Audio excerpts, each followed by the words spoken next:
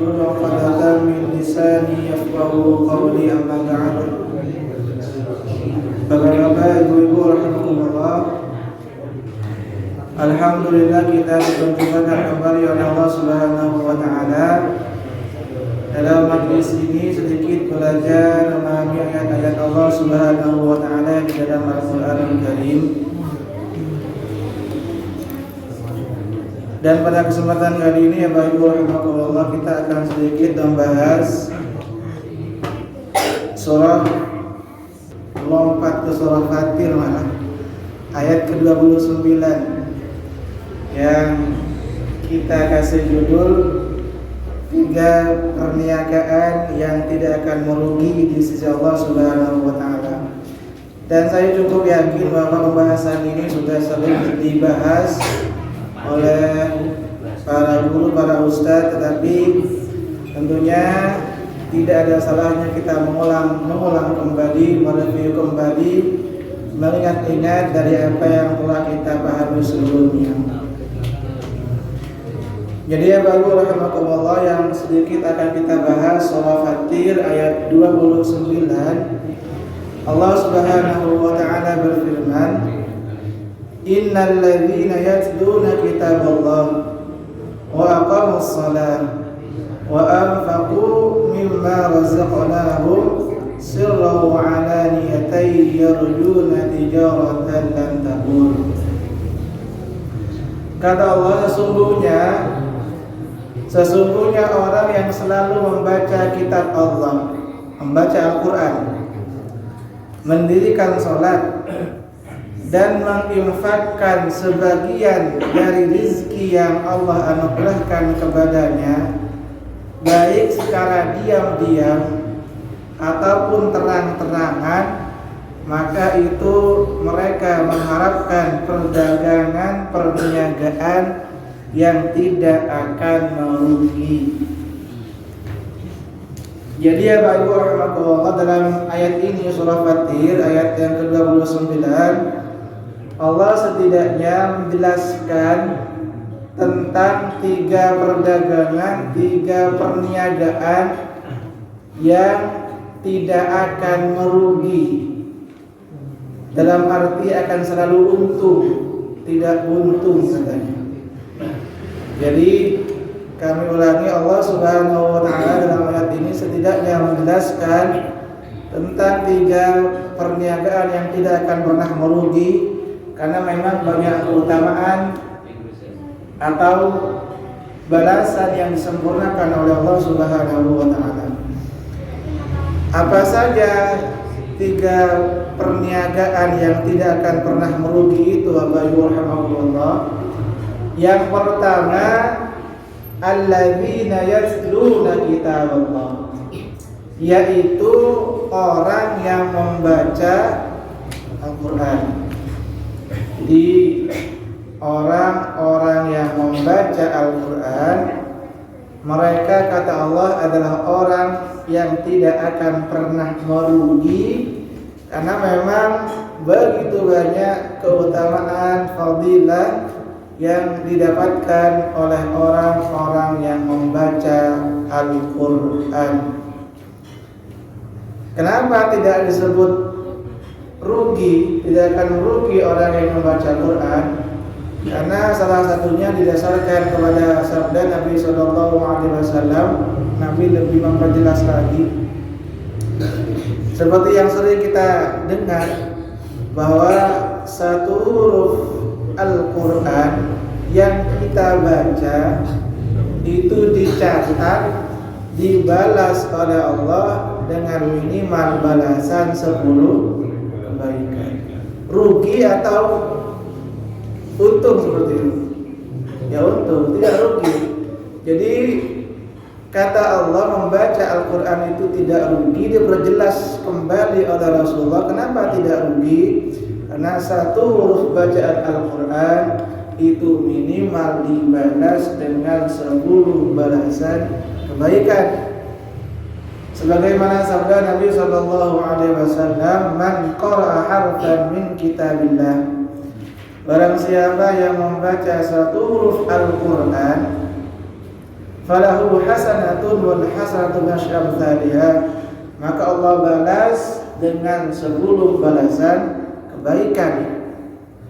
La aqulu alif lam mim harfun, kata Nabi, saya tidak mengatakan alif lam mim itu satu huruf, walakin alifun harfun, lam alif satu huruf, lamun harfun lam satu huruf, mimun harfun mim juga satu huruf. Jadi bayangkan kita membaca alif lam mim saja kita sudah membaca 3 huruf, dan itu dibalas oleh Allah minimal 30 balasan kebaikan. Kira-kira untung atau rugi seperti ini? Untung. Makanya wajar kemudian Allah berfirman, orang-orang yang membaca Quran mereka tidak akan pernah merugi, akan selalu untung. Jadi Bapak Ibu rahimakumullah, kami ulangi bahwa yang pertama, orang-orang yang membaca Al-Quran mereka tidak akan pernah merugi. Walaupun demikian Bapak Ibu rahimakumullah, Quran tentunya bukan sekedar bacaan, tetapi tentunya sedikit demi sedikit dipahami. Karena isyarat perintah membaca itu mengandung isyarat untuk memahami, dan itu lumrah itu.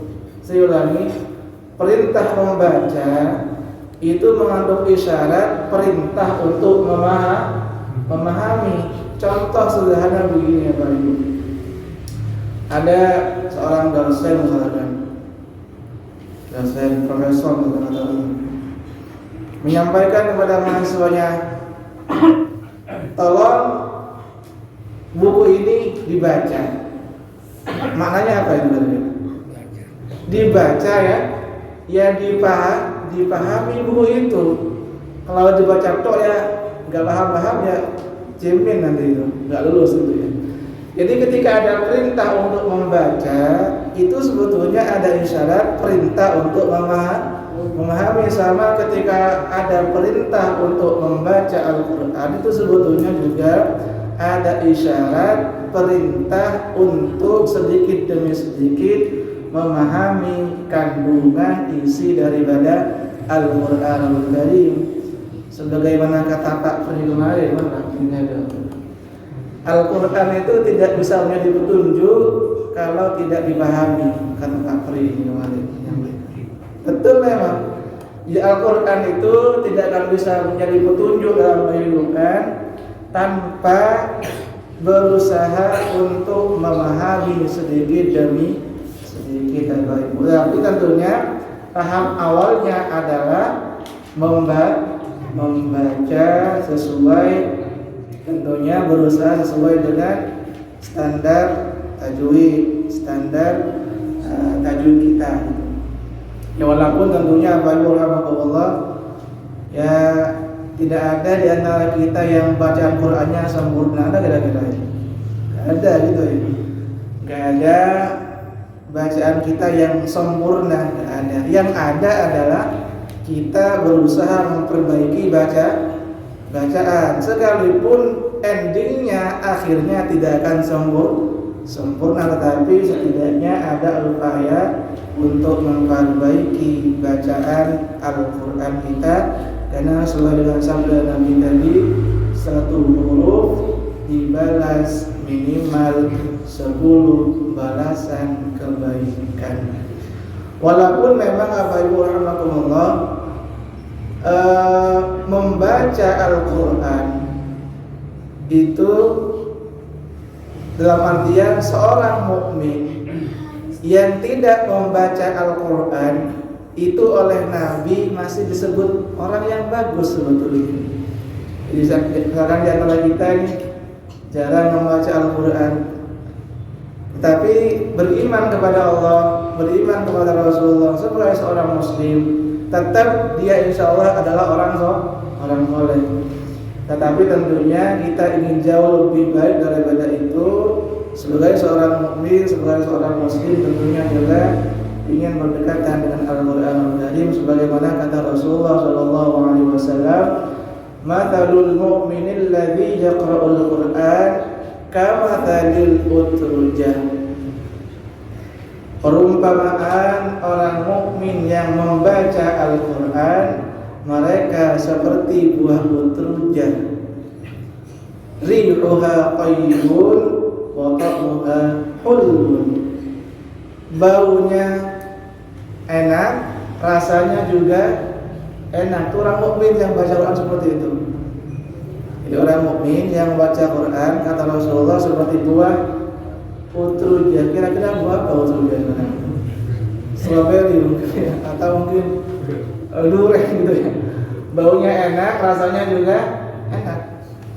Nabi melanjutkan, wa mathalul mu'minil ladzi la yaqra'ul Qur'an kamathalit tamrah.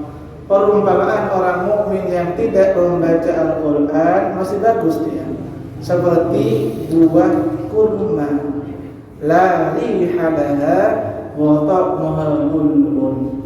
Baunya enggak ada, tetapi rasanya manis. Jadi masih ada manisnya gitu ya. Orang mukmin sekalipun mungkin dia jarang-jarang membaca Al-Qur'an.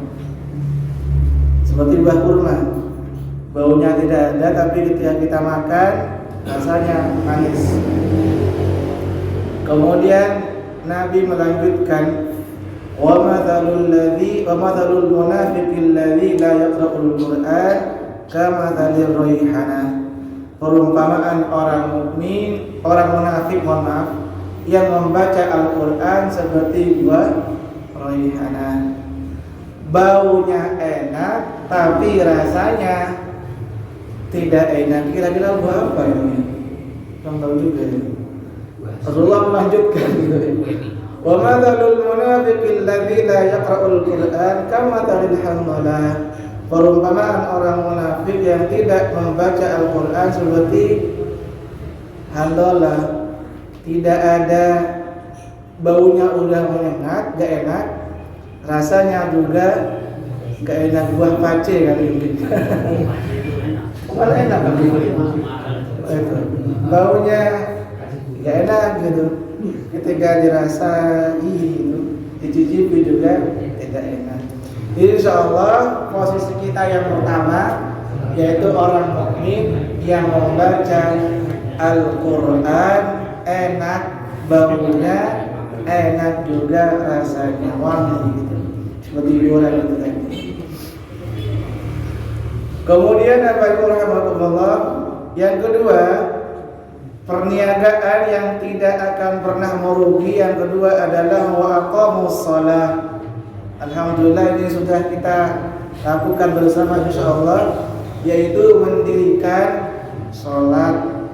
Jadi orang-orang yang mendirikan sholat, melaksanakan sholatnya di masjid terutama, kemudian dilaksanakan dengan berjamaah, dia insyaallah termasuk orang-orang yang mendirikan sholat, dan mereka adalah orang-orang yang tidak akan pernah merugi. Kenapa Bapak Ibu rahmatullah, salat itu disebut oleh Allah adalah perniagaan yang tidak akan pernah merugi? Karena lagi-lagi memang salat itu adalah amal yang sangat-sangat utama dan memiliki keutamaan yang sedemikian banyak.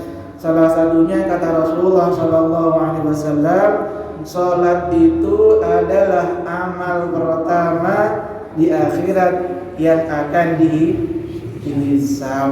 Amal pertama yang akan dihisab itu adalah salat. Dalam artian salat itu menjadi penentu dari amal-amal soleh kita yang lain.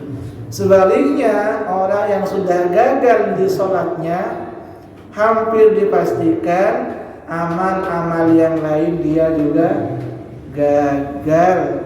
Sebagaimana sabda Nabi sallallahu alaihi wasallam, awwalu ma yuhasabu bihi al-'abdu yawmal qiyamati as-shalah. Amal yang pertama kali akan dihisab kelak di hari kiamat adalah sholatnya. Fa in saluhat faqad aflaha. Apabila sholatnya baik, maka beruntunglah dia. Wa in fasadat khaba wa khasira. Apabila sholatnya udah rusak, gagal dia sholatnya, maka dia rugi dan sia-sia segala usahanya. Kenapa Bapak Ibu rahimakumullah kami sampaikan bahwa sholat itu menjadi penentu amal-amal soleh kita yang lain? Karena melalui pintu sholat kita dimudahkan oleh Allah untuk melakukan amal-amal soleh yang lain, dan melalui pintu sholat kita dimudahkan oleh Allah untuk meninggalkan kemaksiatan dan dosa. Sebagaimana firman Allah dalam ayat yang lain, Allah berfirman, "Inna sholata tanha 'anil fahsya'i wal munkar." Surah Al-Ankabut ayat ke-45. Kata Allah, inna sholata tanha 'anil fahsya'i wal munkar. Sesungguhnya salat itu mencegah dari perbuatan keji dan mungkar. Jadi sudah sangat jelas sekali ternyata salat menjadi penghalang agar kita tidak melakukan kemungkaran, kemaksiatan dan dosa. Dengan kata lain, kalau kita terhalang melakukan kemungkaran, berarti apa? Kita dimudahkan melakukan amal-amal soleh, dan itu diawali dan ditentukan dengan kualitas sholat kita seperti apa, sebagaimana sabda Nabi dan firman Allah Subhanahu wa taala. Apalagi terlebih lagi Bapak Ibu rahimakumullah, sholat berjamaah gitu ya. Makanya kalau tadi disampaikan, sholat itu tidak akan pernah rugi. Lebih-lebih sholat tersebut dilakukan secara berjamaah, secara khusus bagi bapak-bapak gitu ya, muslim laki-laki berjamaah di masjid atau di mushola. Itu lebih utama 27 derajat daripada sholat sendirian. Sebagaimana sabda Nabi sallallahu alaihi wasallam, "Sholatul jama'ati afdalu min sholatil fardhi bi 27 derajah." Salat berjamaah itu lebih utama 27 derajat daripada sholat sendirian. Kalau begitu sholat untung atau rugi kira-kira? Untung sholat satu sama sholatnya kan, tapi ternyata dibalas oleh Allah minimal 27 derajat kalau kita melaksanakannya secara berjamaah, kemudian di masjid gitu atau di musola. Kemudian Bapak Ibu rahimakumullah, yang ketiga perniagaan yang juga tidak akan merugi adalah berinfak. Kata Allah, wa anfaqu mimma razaqnahum sirran wa alaniyah. Berinfak baik secara terang-terangan ataupun sembunyi sama-sama baik. Jadi berinfak, bersedekah itu ditampakkan kepada orang lain atau bersedekah secara sembunyi-sembunyi, itu sama-sama baiknya selama kita mampu menjaga hati, selama kita mampu menjaga dari riya. Apalagi di zaman sekarang Bapak Ibu, berinfak itu sangat-sangat bagus. Kemudian kalau ditampakkan, memang apalagi kita berinfak atas nama lembaga, tidak atas nama pribadi, sebagai bentuk dokumentasi mungkin ya, dan pertanggungan jawab kepada orang-orang lain, organisasi. Kita perlu juga infaknya itu apa? Didokumentasikan, dicekrek, difoto, semua gitu, difoto, cekrek, di-share di grup bahwa amanah berupa infak dan sedekah sudah disalurkan kepada yang berhak itu bagian dari pertanggungan jawabannya itu sah-sah saja selama tadi bisa menjaga hati kita dari riya, termasuk juga orang yang kita kasih infak itu apa? Menerima dan apa istilahnya ini? Terjaga apa itu? Terjaga apa itu? Rasa malunya. Maksudnya itu beliau itu ridho maksudnya. Ridho di foto, ridho di dokumentasi. Sertijab katanya. Tapi kalau orang yang kita infaki gitu ya, yang kita sedekahkan itu, beliau tidak ridho karena mungkin beliau malu, ya tentunya kita juga tidak perlu, karena mau maaf Pak Ibu, kan ada juga orang gitu ya, dikasih infak beras 3 kilo, bisa ke YouTube itu 3 kilo doang gitu ya, kemudian di-share di grup macam-macam, dimasukkan ke YouTube, macam-macam lah. Kalau orang yang ridho gak masalah, tapi kalau orangnya tidak ridho, ya tentunya tidak perlu juga, karena mungkin beliau malu. Karena bagaimanapun semiskin-miskinnya orang, tetap mereka masih ada perasaan malu dan kemaluan. itu sama itu, perasaan malu. Tetapi secara umum Bapak Ibu rahimakumullah, Allah yang menegaskan sirra wa alaniyah, berinfak diam-diam secara terang-terangan itu sama-sama baik. Bahkan dalam ayat yang lain Allah berfirman, in tubduha fa ni'mahi wa in tukhfuha lil fuqara, kata Allah. Apabila kalian menginfakkan secara terang-terangan itu baik, wa in tu'tuha, tetapi wa in tukhfuha lil fuqara, tetapi ketika memberikan infak kepada fakir miskin itu normalnya kata Allah sebaiknya sembunyi, apalagi infaknya cuma beras 2 kilo gitu ya, dan kecil gitu ya, atau 10.000 gitu. Tapi pada dasarnya Bapak Ibu rahimahullah itu tadi, terang-terangan ataupun sembunyi-sembunyi itu sama-sama merupakan amal soleh berpahala di sisi Allah Subhanahu wa taala. Kemudian Bapak Ibu rahimakumullah, kenapa Allah Subhanahu wa taala menyebut infak itu tidak akan merugi?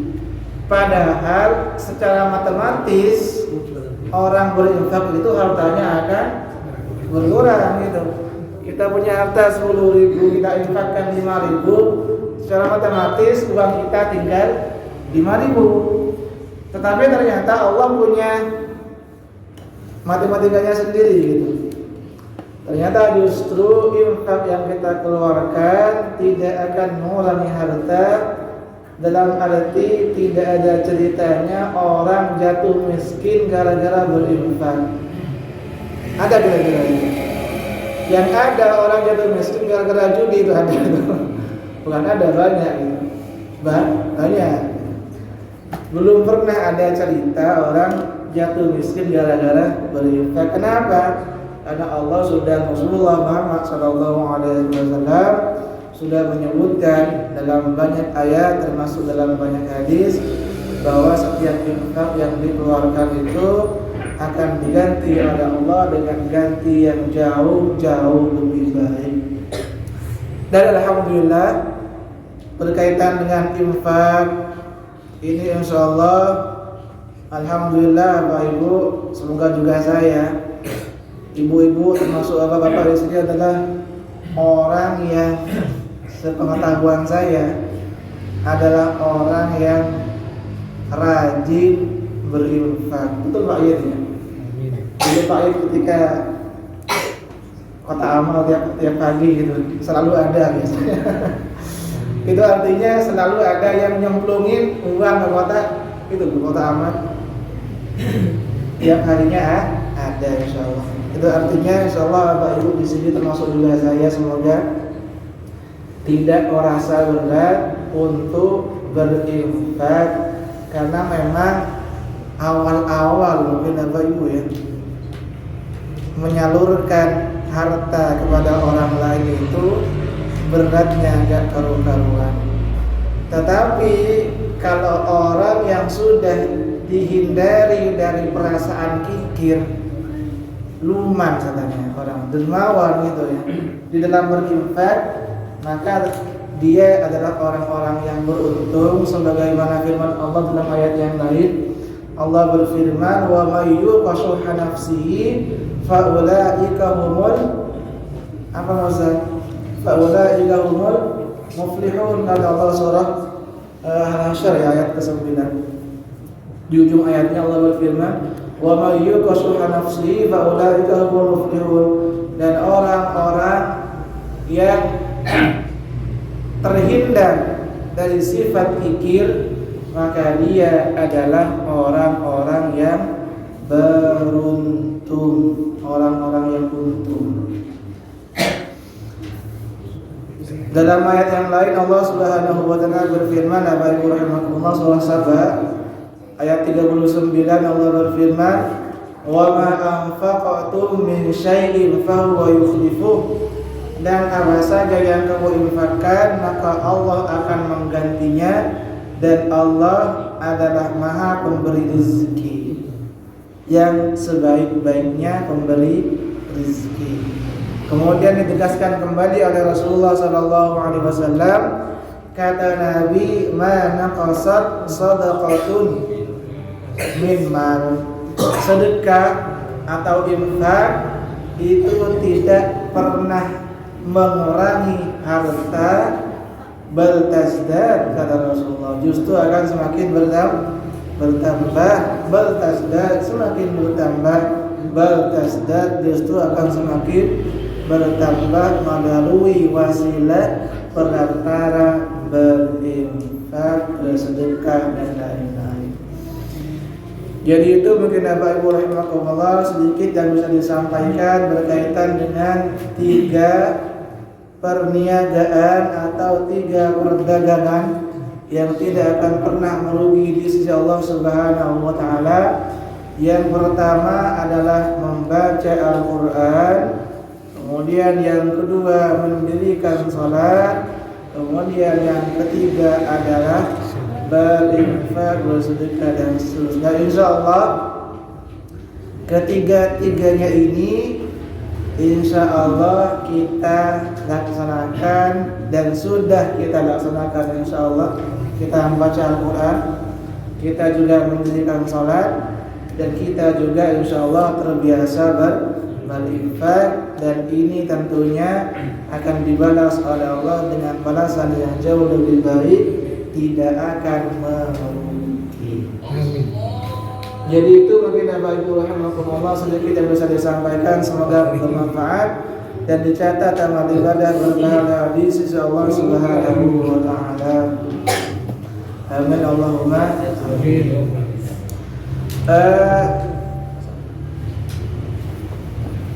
Sebelum kami tutup Bapak Ibu rahimakumullah, maksudnya sebelum ditutup dengan kalimat majlis gitu ya. Kami ingin menyampaikan bahwa insyaallah besok kami akan pulang gitu ya, pulang ke Madura. Besok pagi insyaallah pulang kampung ke rumahnya Pak Adi Madura, ke Madura, sebelum nanti berangkat ke Jakarta insyaallah tanggal 5 September hari Kamis. Jadi insyaallah sekaligus Bapak Ibu rahimakumullah, pada kesempatan kali ini kami ingin mengucapkan banyak-banyak terima kasih kepada Bapak Ibu sekalian, kepada Sakinah, termasuk pada jamaah sekalian, Bapak Ibu, para ustadz, anak-anak sekalian. Kami mengucapkan banyak-banyak terima kasih atas kebaikan, dorongan, motivasi baik dukungan secara material termasuk dengan doa-doa.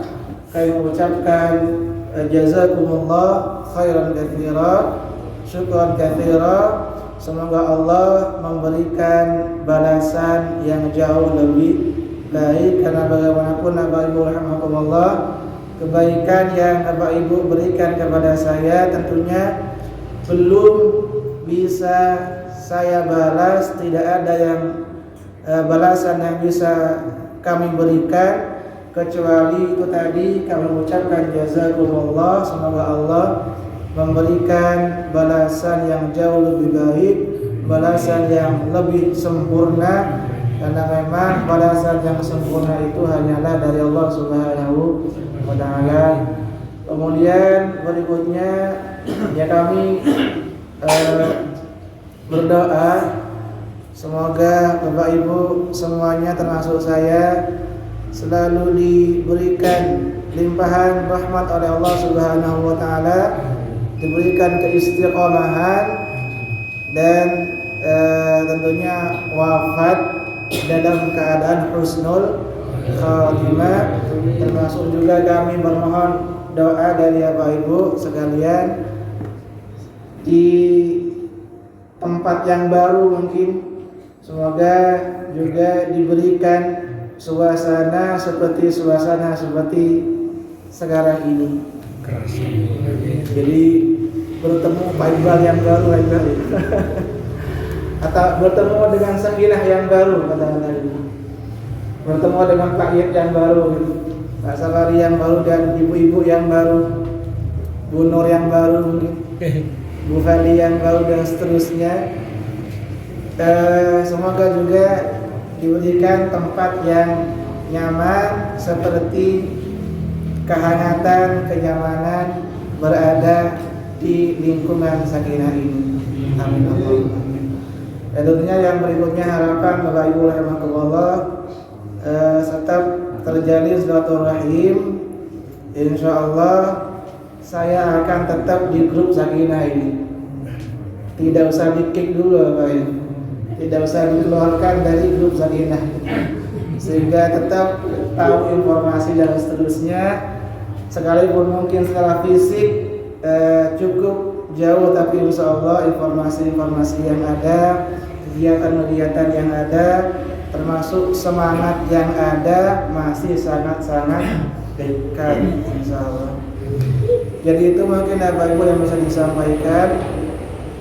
Selebihnya kami tadi saya beristighfar kepada Allah, termasuk juga memohon maaf kepada Bapak Ibu sekalian kalau memang ada salah atau hal-hal yang kurang berkenan. Assalamualaikum warahmatullahi wabarakatuh.